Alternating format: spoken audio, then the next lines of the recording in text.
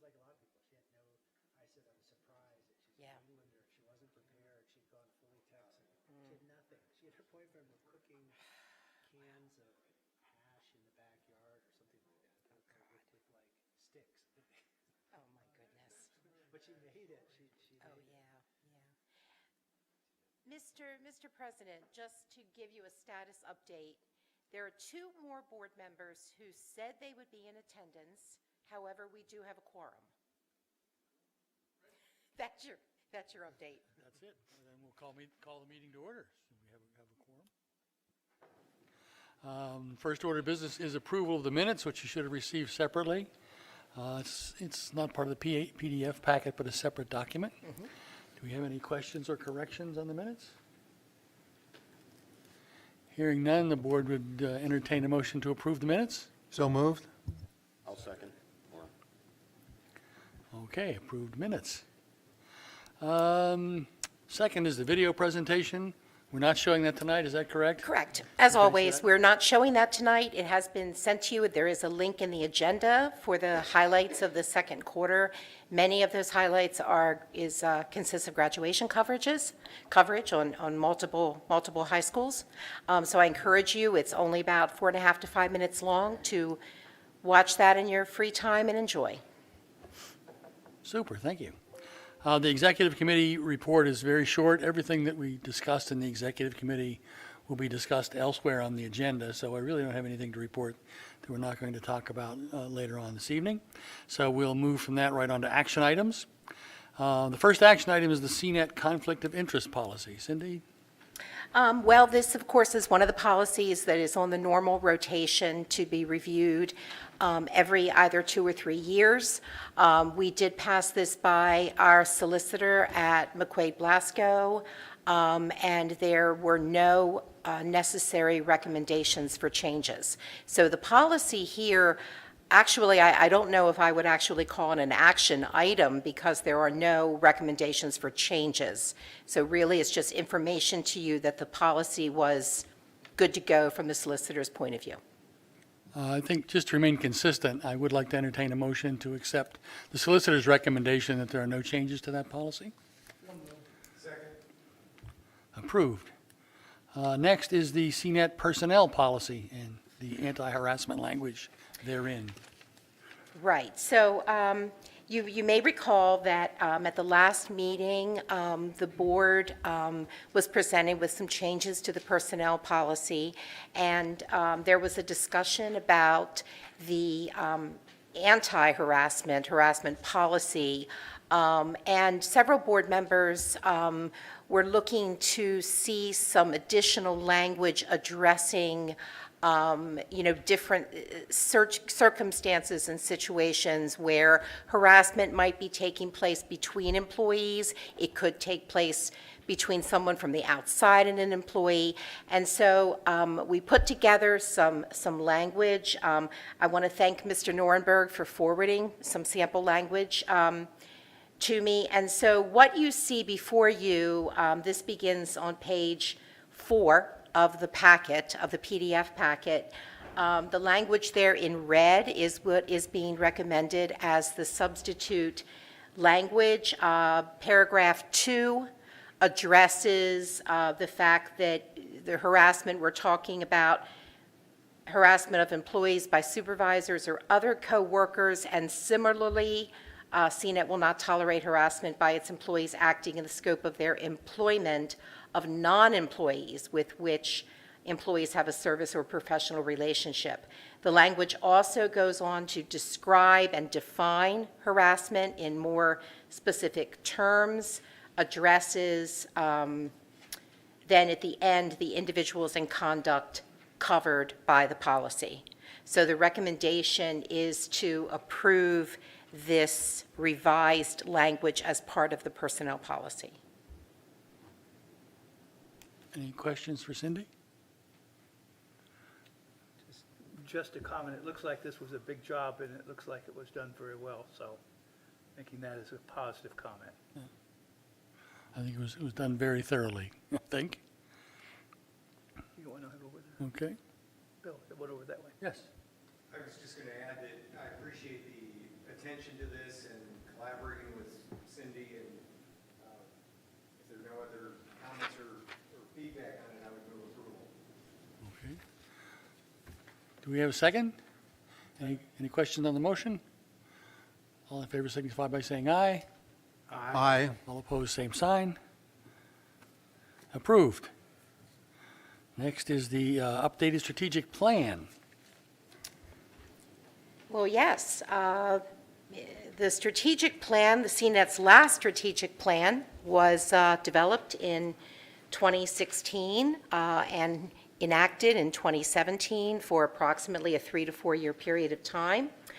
So there was a committee of Mr. Speakman, Mr. Holderman, Mr. Myers reviewed the strategic plan and made some suggestions for updates. Evan, did you pay the electric bill? Okay. I'm sorry. Made some suggestions for some updating. There are 6 new items in the strategic plan that I just want to call your attention to, those 6 items which are new additions. On page 7, the next to the last bullet, CNET will coordinate and host orientation sessions for elected officials in the first quarter of the year following a local or municipal election year. The next one down, CNET will correspond with each newly elected or appointed council or board member serving a CNET member organization to provide the airing schedule for the organization's televised meetings, online viewing information, and the most recent CNET annual report. This we have been doing for quite some time, but we wanted to put it in the strategic plan to sort of put it in writing and make it a little more formalized. We have actually been doing that. And if you skip down to page 9, the second bullet, CNET will work to finalize an agreement with Penn State University, which requires an annual minimum financial contribution from Penn State. You may recall in 2019, I had several meetings with Sharima Young and Zach Moore about sort of putting this together, and I think it was going at a really good pace, and then COVID hit. And so nothing really much has been done about that in about 17 months. But I think we need to get back on that. I think that's the right thing to do. And so that's why it was added to the strategic plan.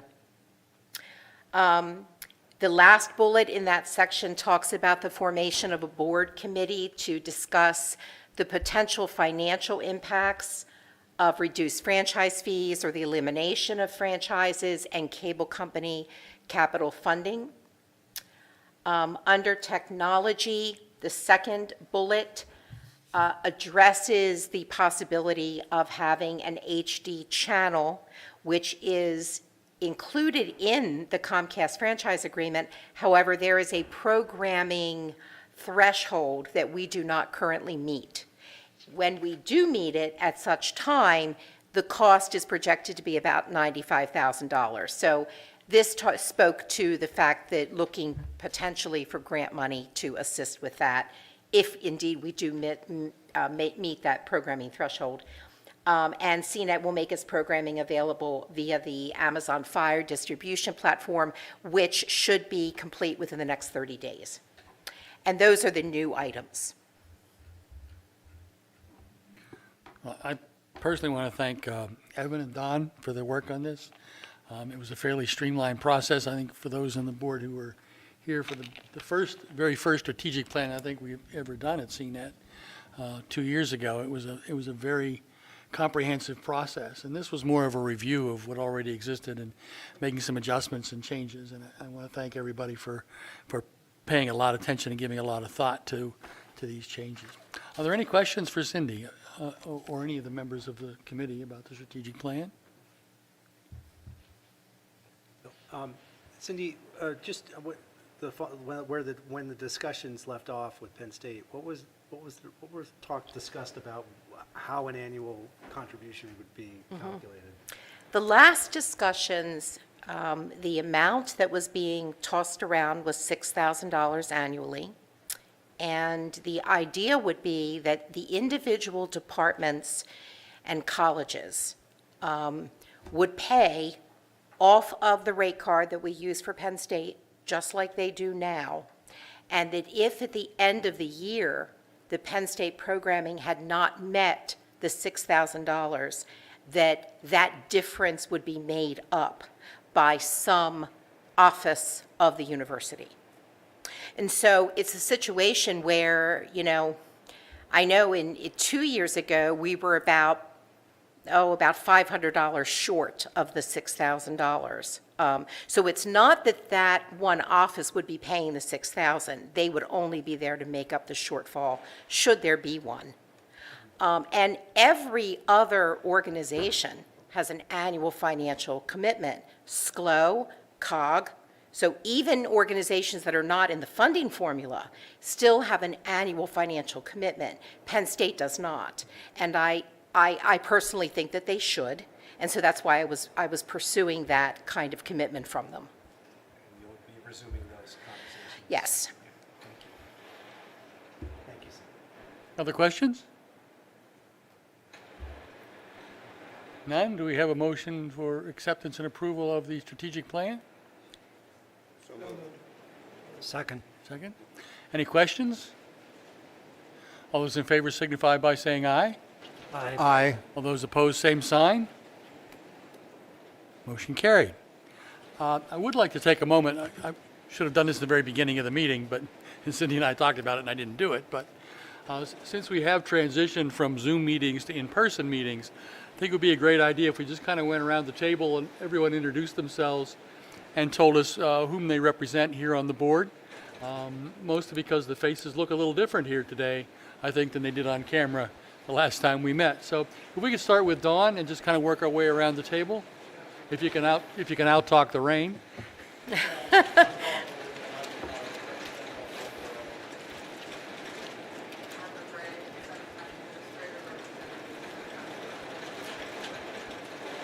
And please do make sure your microphones are on. Is it say it's on? The green light on? The light? Little green light. There we go. There you go. Okay. Margaret Gray, Center County Administrator, position I've been in just shy of 5 years now, and I'm representing the county on the board. And I'm Eric Norenberg. I'm the new, still somewhat new, but it's been over a year now, Executive Director for Center Region COG. Tom Daubert, the representative for Center Region Parks and Rec Authority. Dave Gustine, I represent Patton Township. Bill Speakman, I represent Harris Township. Bob Strauss, Half Moon Township. Almost said Harris. Evan Myers, State College. Tom Giles, Ferguson Township. Hi, Chris Rosenblum, State College Area School District. Storm out there, isn't it? And Cynthia Hahn, Executive Director. I'm Abby Wilson. I'm the administrative assistant and part-time producer. Thank you, Abby. I didn't want to forget you down there. You're kind of hiding in the corner. You have to talk loud over the rain here today. Okay, the next item for information and discussion is the big one, the 2022 CNET preliminary budget. This will be our first look at the budget as a group. Cindy, do you want to go through that for us? Okay, well, if I can turn your attention to page 11 of the PDF. The first thing I have there for you is a little table of the projected CNET operating reserves through the 1st of January of this year through the anticipated reserves on the 1st of January of 2023. We have the operating reserves, and then I've indicated for you what percentage of the operating expenses of that year those reserves represent. So on January 1st, we had operating reserves of $242,184, which was 63.4% of the 2021 operating expenses.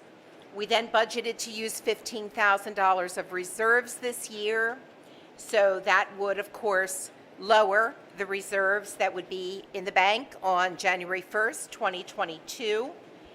The 2022 preliminary budget has us using $15,000 of reserves again, which would then bring the operating reserves on January 1st, 2023 to $212,184.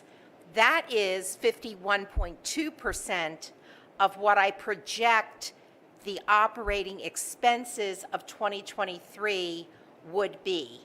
And I'm projecting that those expenses would be 5% over what we're looking at for 2022. The board has made a sort of informal guideline of wanting our operating reserves to remain between 40 and 70% of a year's operating expenses. Below that are the capital reserves, which is a little more simpler. The capital account balance on January of this year, $155,786. We're then projecting that we're going to receive approximately $40,000 in those PEG per subscriber fees from Comcast, then another $7,500 in Windstream capital grants, bringing it to $203,286. The capital purchase budget this year is $38,000. So as of January 1st of 2022, we anticipate $165,286 in the capital account. So I wanted to start you off with some information about where the operating reserves are projected to be. I do have to say that it has been quite some time since we have used the projected reserves that we budget for in the operating budget.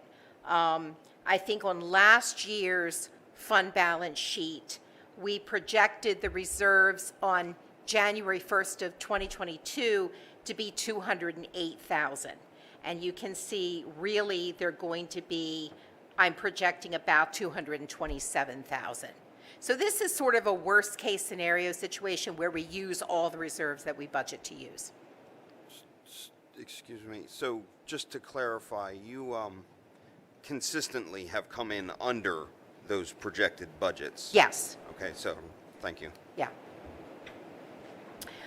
I want to, before we look at the next page, I do want to just remind you that one of the things you were sent along with your packet was information about the projected 2022 full-time staff salaries.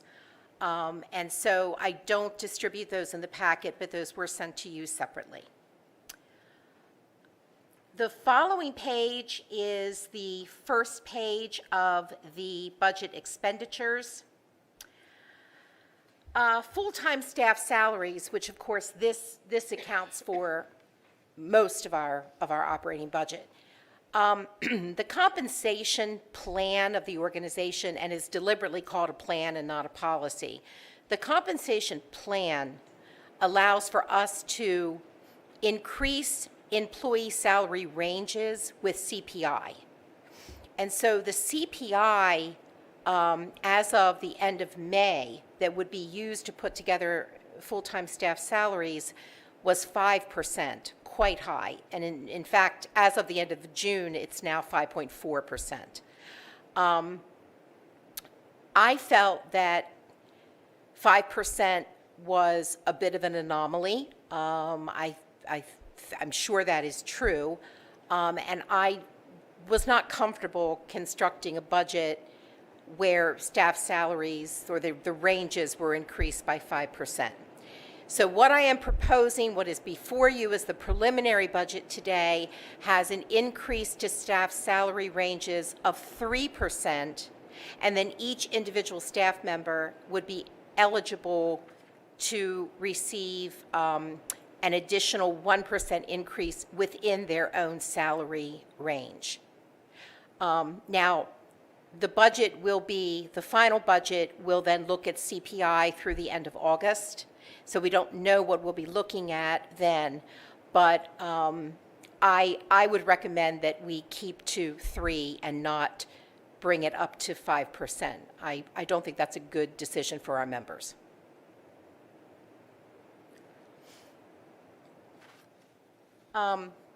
So moving on down this page, you see the payroll employees with full-time and part-time salaries.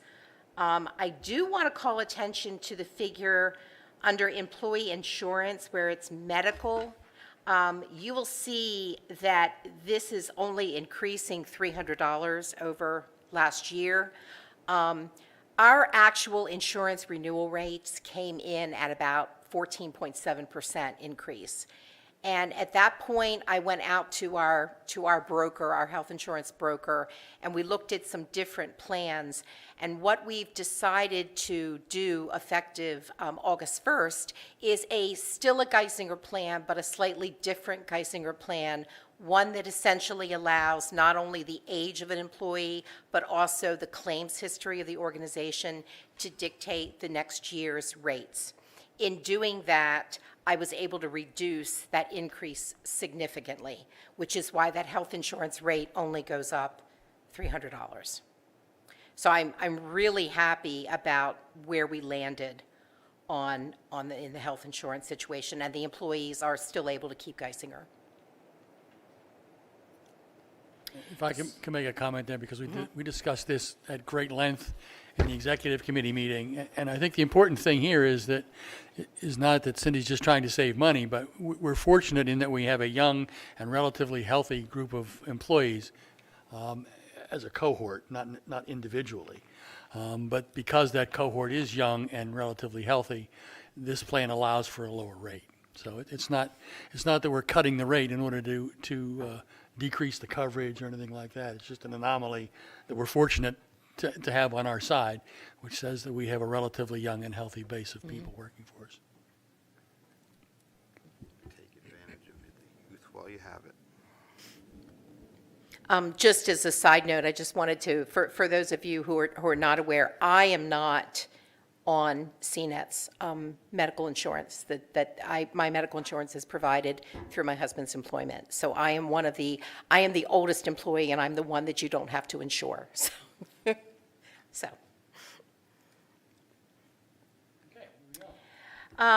Moving on, just the total line item for staff compensation, $321,431, and that's an increase of about 3.9% over 2021.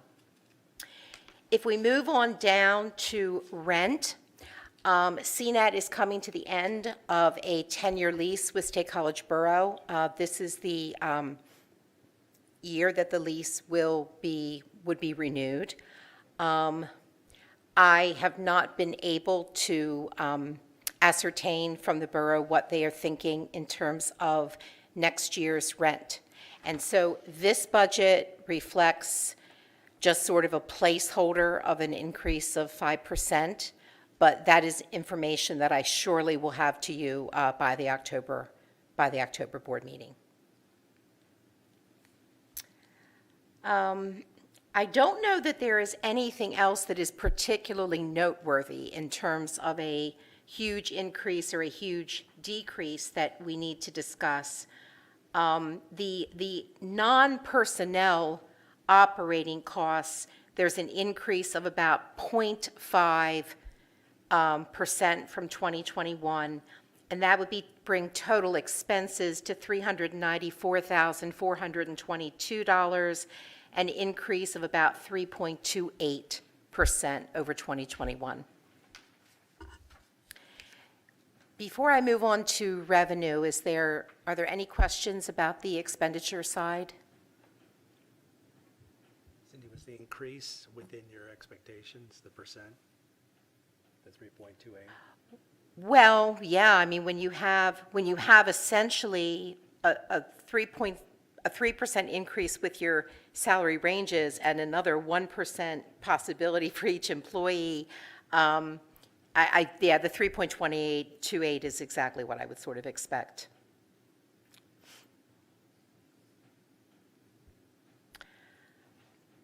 So moving on to Revenue, you can see all the various member organizations there, what their 2022 financial contribution is projected to be with this budget, which again is preliminary. There's a great deal, it varies greatly between member organizations. I want to remind you, in case you're alarmed, that 15.9% increase for Ferguson Township reflects the fact that they decided to have their planning commissions televised a few years ago. And so that increase is coming in year after year after year at about 15 to 20% each year. And so Ferguson Township is fully expecting that increase. That will not be a surprise to them at all. So overall, member dues are projected to increase 3.48%, which is just about what we're seeing in terms of the increase with the expenditure side of the budget, of course. Total operating revenue increasing 3.4%. For total operating funds, increasing 3.3%. Looking down to capital revenue, I want to call your attention to the line item for Comcast Capital Grant, where we have the PEG fees. It was projected to be $30,000 this year, and I did raise that to $38,000 next year because those PEG fees are coming in a little higher than we expected. And so that is an increase of 26% for that particular line item. So total capital funds increase about 20% next year. And again, it's because of the PEG fees. And the PEG fees are something we have to watch. They fluctuate by quarter. They're going to fluctuate as people, move in, if there's a new development built, or, if we see more cord cutting. And so we have to keep an eye on those. But that's where I think we are in terms of this year and next year. Cindy, if you could explain a little bit, about the capital budget and PEG fees. We know that agreement with Comcast does end, and we have no idea what happens after that. So could you talk a little bit about the philosophy of how it looks like a lot of money coming in fast, and it's not, your philosophy on making sure it doesn't go out just as fast because we don't know what the future holds. Yeah, cable franchises, it's very interesting. In 2008, a lot of people told me this was the last franchise we would ever get. And Comcast actually chose to renew it early with the municipalities, to renew it 5 years earlier than they had to. And so part of this franchise was a structuring of their capital grant to us as being a 32 cents, 31 cents on each Comcast subscriber's bill each month.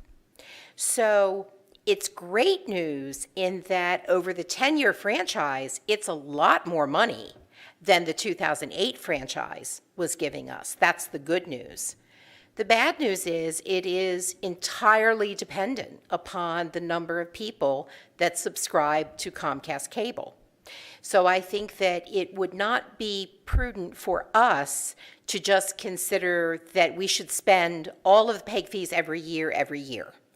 I think we need to look at the PEG fees as building up our capital reserves. We may have some very heavy capital years and then some very light capital years. That's just the way it is. But I think that being sort of strategic about the use of those and not just considering that never-ending money is really wise. Thank you. Sure. Appreciate that. So I did give you in your packet a budget narrative that walks through every single line item and sort of explains more about what is included in that line item. And at this point, because the budget will come back to you at the October board meeting for approval, at this point, really it's a time for just some input, changes you'd like to see made, feedback you have on this.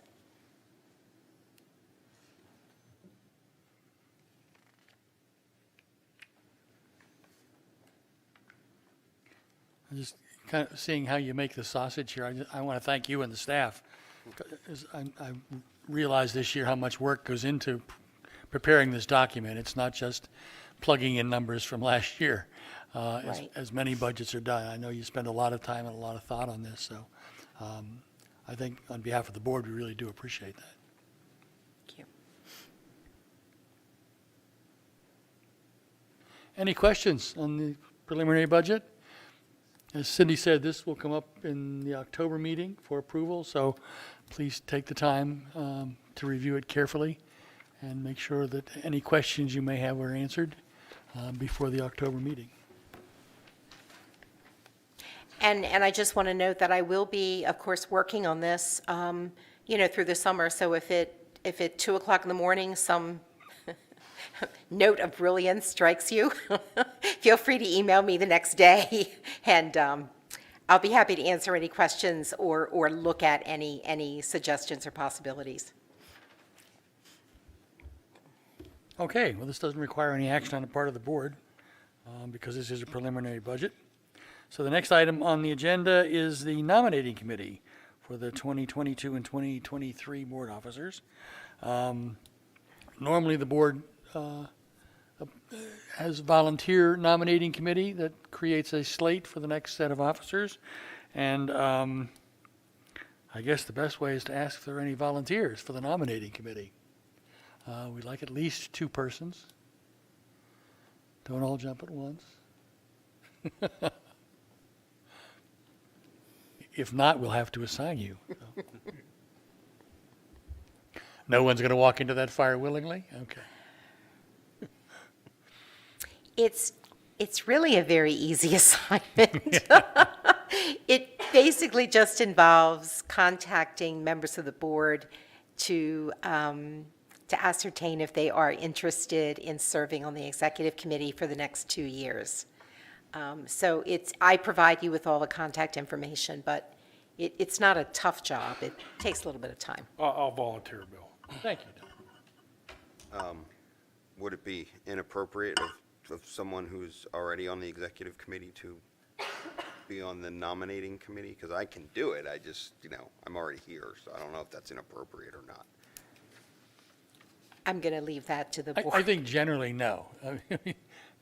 Generally, it would be a person who's not currently Yeah, serving that's what on I thought. That's on what the I was- executive committee, yeah.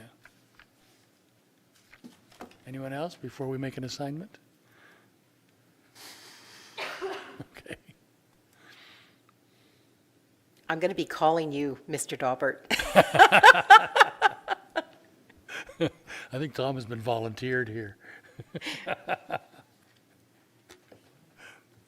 Good job. Any objection, Tom? Can you live with that He one? just said before the meeting, he's trying to get off of things. Yeah, well, see? For what it's worth. It's an easy one, I really was on is. the last one 2 years ago, and it's a piece of cake. You just have to send an email, and, it's really not that hard. All righty. Success at last. Treasurer's report. Okay. The operating budget report begins on page 25. This is for the second quarter ending June 30th. I do want to call your attention to a few things. The very first line item there, interest earnings, you will see that we are only at 13.7% of what we had budgeted for interest earnings. After a discussion with Dwight Miller with State College Bureau of Finance, this is not unusual. Everybody is going to come in under budget for interest earnings. So I just want to bring your attention to it. I don't know there's anything we can really do about it, but that's where we are at this point. Going down the list there, you'll see the membership dues are pretty much right on track.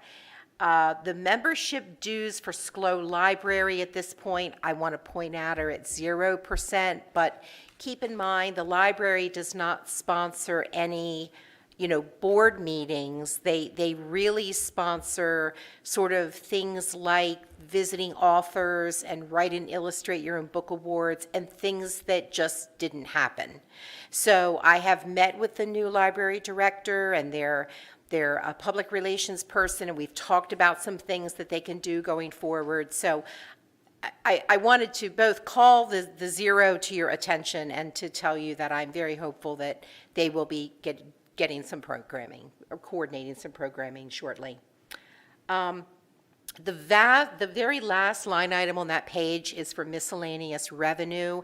That is where we put the revenue for the graduations that we cover for high schools or school districts that are not CNET members. So this year that included both Penns Valley Area High School graduation and the graduation of CPI for the first time. And so that is responsible for that $2,000. Other than that, there really isn't a lot that I need to comment on. We have a grand total on page 27. You'll see a grand total of $15,000.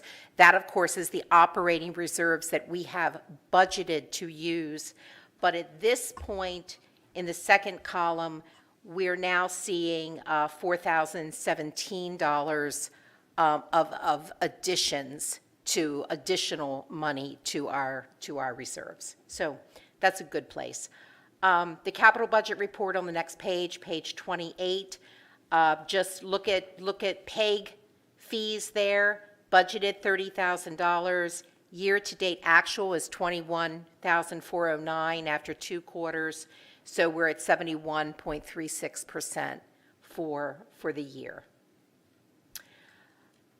Moving on to the statement of financial position on page 29. Total assets currently of $417,891. Property and equipment of $49,379 for total assets of $467,270. We do have liabilities of about $13,000.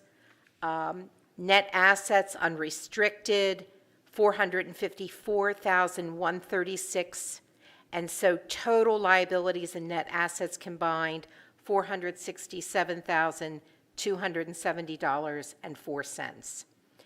The next page, to me, is much clearer of really where we stand. This is the statement of activities. So in our operating account, we've brought in $185,904 in revenue, expenditures of $181,286. So we see an increase in net assets of $4,617. Capital accounts so far, revenue of $23,341. We've spent just almost $12,000 on capital expenditures, and so there would be an increase in net assets of $11,341 so far. So combined, that's an increase of $15,959.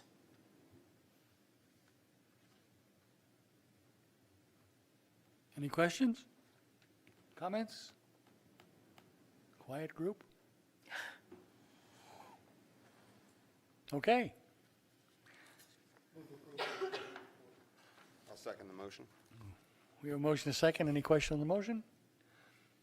For acceptance of the treasurer's report? All in favor signify by saying aye. Aye. Aye. All opposed, same sign. Motion carried. And what's next? Programming report, correct? Yeah, the online programming report. This starts on page 31.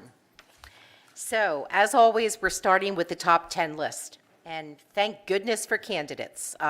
The school board candidates, the State College and Bellefonte area school board candidates really received a large number of hits this quarter, along with 2 Bellefonte Borough Council meetings. So something's going on in Bellefonte. 2 of the meetings made the top 10 list. And then I just give you can look at your own member organization, all of their meetings. If they are streamed on YouTube, I gave you the number of hits on YouTube as well. Not everything is streamed on YouTube, so you won't see that column filled for everything. It's interesting to look at the YouTube hits for the graduations. The State College Area School District graduation had about 4,500 views on YouTube. We did stream all of the graduations that we did live. So I'll be happy to answer any questions regarding that. On the very last page, which is page 38 of the packet, the average number of hits for the second quarter was 103.91. That is really a large increase over the second quarter of 2020, an increase of about 20% in terms of the average, and the median an increase of about 17%. This seems to be really entirely due to candidate interviews. And our candidate interviews for the primary of 2020 were canceled due to the pandemic at that time. So I think that this is not a trend. This is just a bright spot. But I'm really proud of the candidate interviews. And they're really, the candidates are always really seem quite grateful for the fact that we do them. So I'm very, very pleased with them.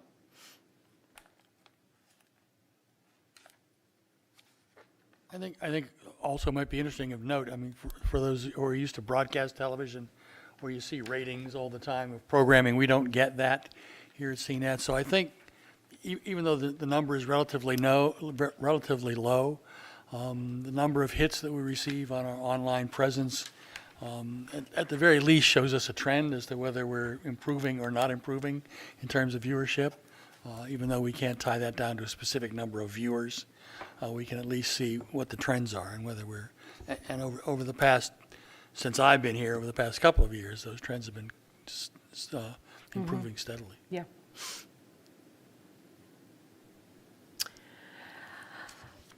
Any questions on programming? Bill, no, I just have a comment. I'd just like to commend CNET and Cindy for all the work that your staff did during the pandemic with the Zoom meetings for SCASD and for all the other member organizations. It was just really important, particularly during the pandemic, to keep the community connected when they couldn't come out. And so it was just such an invaluable service that CNET provided. So thank you so much for all that work. I know it was sometimes a huge headache, the Zoom part of it. So. Yeah, I mean, you know, we learn to do something and then we learn to do something else. So thank you very much. I will pass that on to the staff. Okay. Director's report. Yeah, so just to give you a little bit of just an operations update, most meetings are now either back in person or are undergoing some sort of hybrid, and that looks really different around the county. There are so many different types of meeting coverage now that we've developed a sort of a code, a set of codes for the wall calendar so that we each know what kind of meeting we're going now to cover. So with few exceptions, you know, very few things are as they were. There are some exceptions. Our experience is that hybrid meetings, of course, have some advantages. Overall, I don't think my opinion, I'm just giving my 2 cents, I don't think they are as effective for everyone as completely in person. That is just my 2 cents.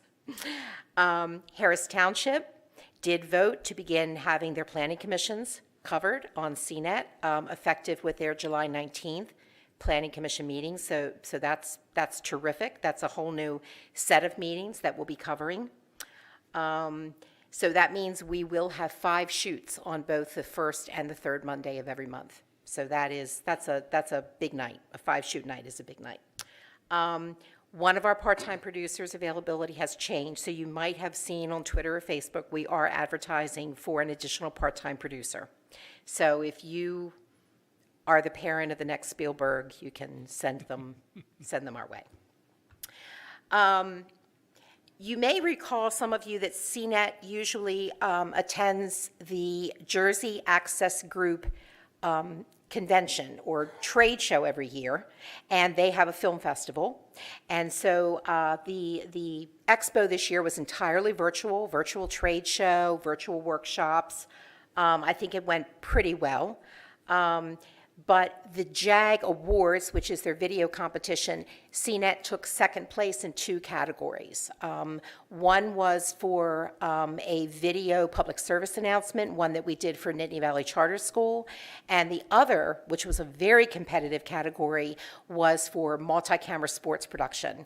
And so we submitted the State College Area High School football game from last year, and won second prize in both of those categories, so I wanted to mention that to you. Yes. Graduation season, I've remarked on this, that we had a big graduation season. 4 of the 5 events were outdoor, meaning that they had a date and they had a rain date. So there were 9 different crews to be scheduled. So I really want to thank our production manager, Matt Burns. He is the commencement master. And the rest of the staff's willingness, Ms. Wilson, to be very flexible. Weren't you scheduled on like every day during that? Okay, different graduations, depending on whether it rained or not. So the staff was really very flexible and just great about their willingness to play game with the weather. And you know, we didn't have anything rained out. It was terrific. So it went very well. We had a close call, but in the end, everything went beautifully. And finally, all of the reports to members, the annual reports, have been completed with the exception of the Center Region Parks and Rec Authority, which is Thursday, and SCLO Library. So the members seem very happy, lots of compliments, and so those have all been completed, except for those 2. That's it. That's it for the report. Cindy, are you able to recruit interns again? Mm-hmm. Yeah, we've advertised for them. We're planning on accepting 5 for the fall. Yeah, the announcements are out, and I've received a couple applications, so we'll be doing that, yes. Okay, well, before we adjourn, I would like to ask for one more round of applause for the work that this organization did over the last year. You saw a significant increase in the workload, a decrease in the number of people that were able to do it, and I think the service didn't suffer one bit. So thank you all very, very much. Do we have any other questions or concerns for the evening? Hearing none, we move for adjournment. So moved. Meeting adjourned.